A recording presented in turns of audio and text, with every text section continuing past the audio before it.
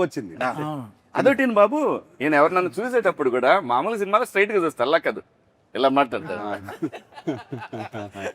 అంటే ఈ సినిమా అఖిల్ ఎలా వెయిట్ చేస్తున్నాడో నేను కూడా అలా వెయిట్ చేస్తున్నాను. ఇన్ఫాక్ట్ అందరూ వెయిట్ చేస్తున్నా. కానీ నేను అలా ఒకటైతే కాదు. చెప్పగలను, తను చూసిన ఫస్ట్ రోజు గెటప్ వేసింది, ఐ స్వేర్ లిటరల్గా నాకు భాగ్యశ్రీ కనపడలేదు. ఒక యాక్టర్.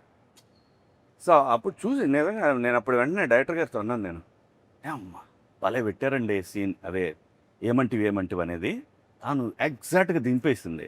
ఇప్పుడు అందరినీ తినేస్తుంది. ఇప్పుడు ఫైనల్గా ఏంటంటే మనం తెలుగు వాళ్ళం, తెలుగు స్లాంగ్లు అంటే ఎక్కడో విన్నో లేకపోతే కాపీ చేసి చెప్పొచ్చు.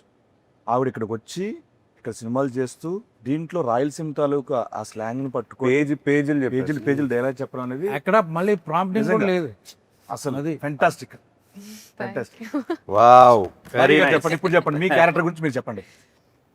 So, బాగా ఎంజాయ్ చేసిన మూమెంట్ కానీ టఫెస్ట్ మూమెంట్స్ అట్లా. I mean, honestly, when I first heard the script, I was in love with the love story first and foremost because I'm a hopeless romantic. So for me, such kind of love for Lenin and Bharti was like beautiful. You know, I think Alage, husband, wife. I think it's such a beautiful story they have together. And then coming to my character, I think it's written so well. It has a lot of depth, and you know, as an actor, you hear a lot of narrations, kada. But when you hear depth for the character, everything you know about her, what she feels, how she is, how she acts, and I love the way the director wrote her. I think that's what made me come forward and give my 100%, because if not for the writing, I don't think you would see Bharti the way she is. From the intro to Aim Unto We, from all the big scenes, I think it's all beautiful. Fantastic. చెప్తున్నా కదండి, Bharati character ఆవిడ చేసిన character అందరికి గుర్తుండిపోతుంది. ఈ సినిమాలో ఇంకోటి నేను చెప్పాల్స్తున్నాను, ఏ క్యారెక్టర్ లేకపోయినా సినిమా లేదు. ఏ యాక్చువల్గా క్యారెక్టర్ లేకపోయినా సరే ఏ స్క్రిప్ట్ లేదు. ఎవ్రీ క్యారెక్టర్ నేను ఫ్లోలో మొన్న మహాభారతం అని అనేసాను. అది నేను ఏం ప్లాన్ చేయలేదు, చెప్తున్నాను. లేదండి, అది నిజం. బ్యూటిఫుల్ మూవీస్ ఆర్ బ్లాక్ బస్టర్స్. చాలా మంచి we talk about movies release అయిన సినిమాలు కూడా అవన్నీ ఇంక్లూడింగ్ టేక్ బాహుబలి దగ్గర నుంచి చూసుకుంటే everything Ramayana Mahabharata 6-7 characters main బేస్గా ఉంటాయి. It's not a solo hero movie. Yes. అవును. Larger చూసుకున్నా? than- that's when the drama Larger becomes than large. life. From the beginning షోలో నేను తీసుకొస్తే మాయబజార్, మాయాబజార్, నర్తనశాల దగ్గర నర్తనశాల. తీసుకుంటే ఎనీ మహాభారత క్లాసిక్స్ అన్ని 6-7 క్యారెక్టర్లు బాగుంటేనే సినిమా బాగుంటుంది. అవును. Yeah. అదర్వైజ్ సినిమా ఆడచ్చు, వచ్చా మర్చిపోద్ది. బట్ అన్ని క్యారెక్టర్స్ అన్ని మాట్లాడుకుంటూ లింగర్ అయ్యి అంటే at the same నాకు time- తెలిసి ఇప్పుడు నా చేస్తున్న ఫీలింగ్ అంటే రామ్ చరణ్ గారికి రంగస్థలం లాగా this going to be for Yeah, Akhil yeah, Rangasthalam. definitely. Exactly. అందరూ ఇదే అనుకున్నాం, సెట్ లో కూడా ఇదే నాకు అనుకున్నాం. కాదు, మన అందరికి అందరికి. బట్ రంగస్థలం చూసినప్పుడు మా చరణ్ ఒకటే కాదు, you see all those characters. ఎంత మంది ఒక character సినిమా ఉన్నారు. మళ్ళీ చూడొచ్చు, ఎందుకు చూడొచ్చు? That's true. నాకు అదే ఫీలింగ్, ఈ సినిమా చేస్తుంటే అదే ఫీలింగ్. ఇంకోటి కూడా బాబు, ఎనీ కమర్షియల్ మూవీ ఎన్నిసార్లు చెప్పారు మీరు రంగస్థలం టాపిక్ అవును. ఎత్తారు కాబట్టి చెప్తున్నాను. అవును. ఎన్నిసార్లు చెప్పాను సుకుమార్ గారికి, చరణ్కి. That is my all time favourite film. అసలు కమర్షియల్ ఫిల్మ్ మేకింగ్ మర్చిపోయి ఒక కథ రాసుకుని క్యారెక్టర్లు రాసేసి సినిమా అట్లానే తీశారు.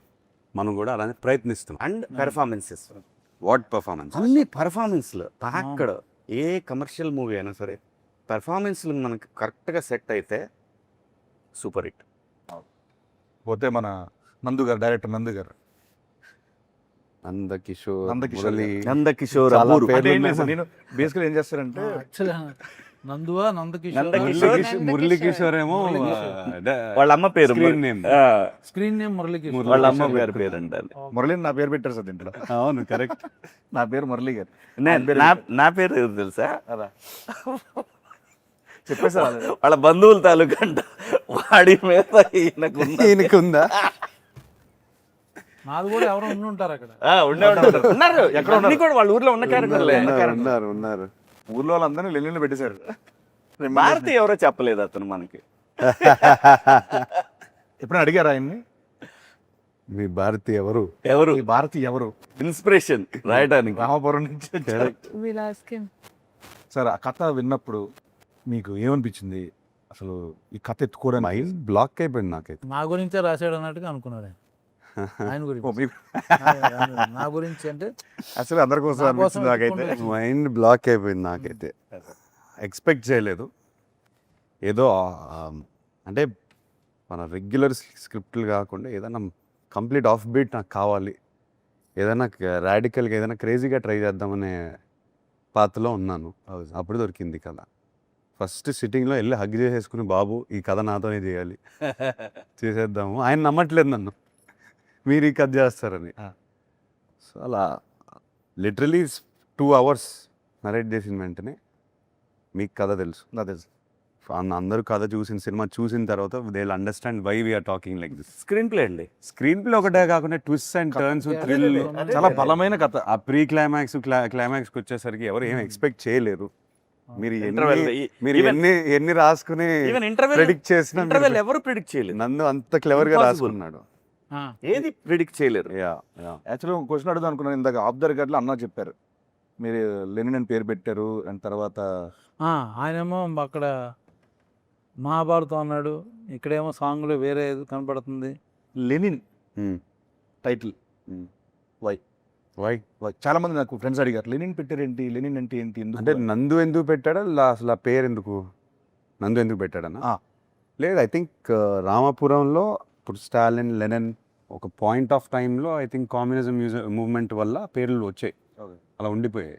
నేను నందుని ఫస్ట్ క్వశ్చన్ అడిగాను, ఓ, లెనిన్ అనే టైటిల్ ఏంటి అని చెప్తే, లేదు సార్ మా ఊర్లో ఈ పేరు చాలా పవర్ఫుల్ పేరు, ఇది ఎప్పటి నుంచో ఉంది, చాలా మంది ఉన్నారు ఇంకా.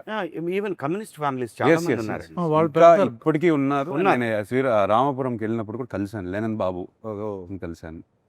తనకి ఎందుకు ఈ పేరు చాలా పవర్ఫుల్గా అనిపించింది. అండ్ తన తన తన మైండ్లో రామాపురంలో లెనిన్ అనే క్యారెక్టర్ ఉంటే, నా లెనిన్ ఉంటే ఇలా ఉంటాడని రాశారు. సూపర్. ఓకే. అండ్ ఎగ్జాక్ట్లీ మా భాగ్యశ్రీ గారికి కూడా ఈ స్టోరీ చెప్పినప్పుడు డైరెక్టర్ గారు, మీరు ఏమనుకున్నారు, ఈ కథ ఏమవుతుంది ఏంటి, ఇంత ఇంత పెద్ద కథ ఏమనుకున్నారు అసలు మామూలుగా? Firstly, I mean, like I said, the love story, but other than that, the entire screenplay was so organically perfect. You know, like I'm somebody who loves predicting, like, okay, what's going to be the interval, what's going to be the climax.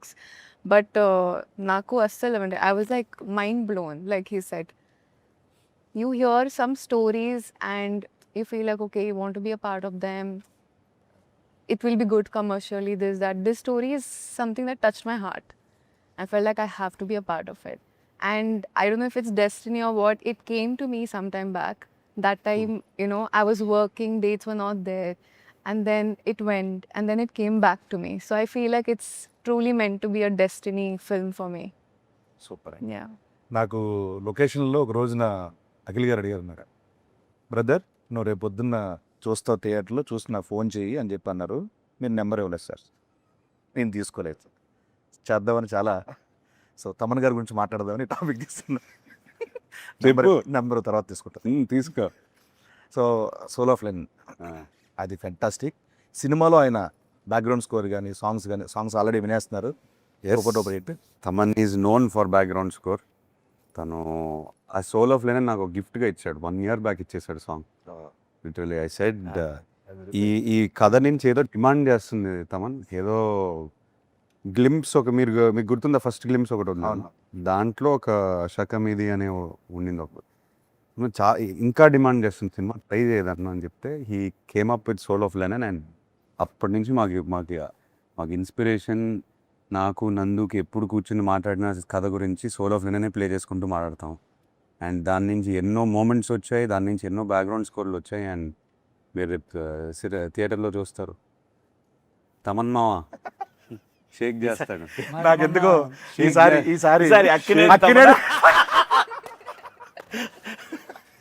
ఎక్కువ ఇంటి పేర్లున్న మనిషి ఎవరైనా ఉన్నారంటే, వ్యక్తి ఎవరున్నారంటే అది తమన్ గారే. ఆ షూట్లో కలిసాడు మొన్న AK-47 షూట్. నాకు వచ్చి చేయి పట్టుకుని బ్లాక్ బాస్టర్ సినిమా అని చెప్పేశాడు లెనిన్.